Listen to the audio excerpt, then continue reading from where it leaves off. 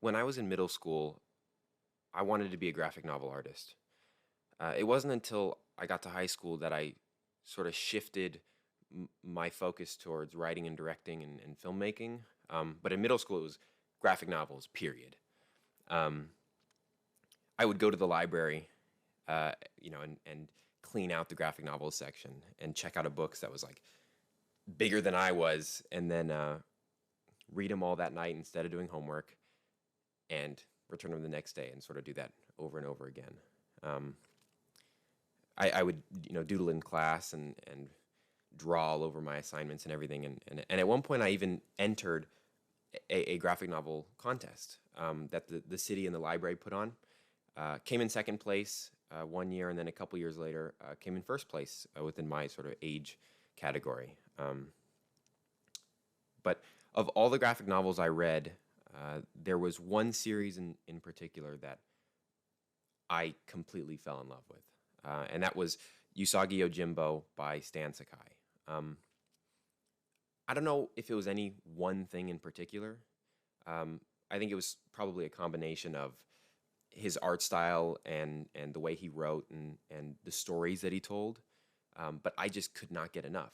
I started, watching videos of him once I finished the entire series, and watched interviews and things and sort of behind the scenes of how he made these incredible graphic novels.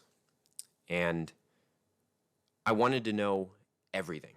I wanted to know what kinds of pens he used and what kind of paper he used, and what sort of desk did he draw on, and what time of day did he write and draw at, and then what was his creative process like, down to the smallest of details, the minutia, because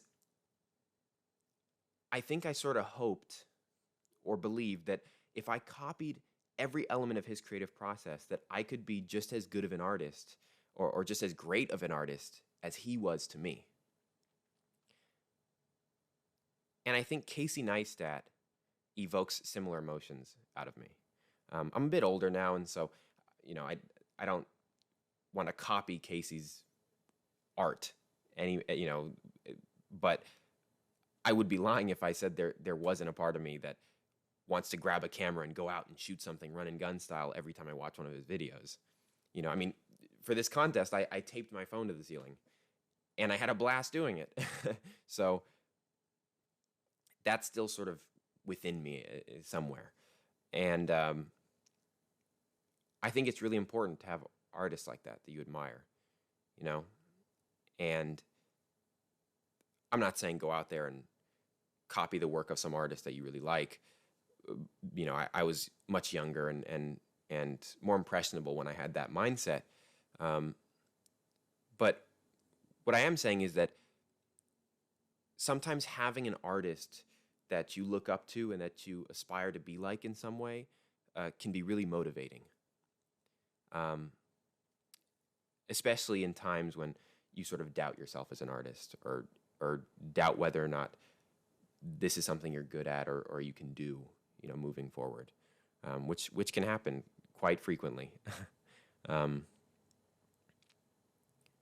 so anyway, thank you to those artists, to the Stan Sakais and the Casey Neistats and the Martin Scorseses and the Nina Chanel Abneys, and whoever you look up to, and who probably don't even know how much of an impact they have on people like me. So, yeah, that's the end of the video. So, thank you for watching.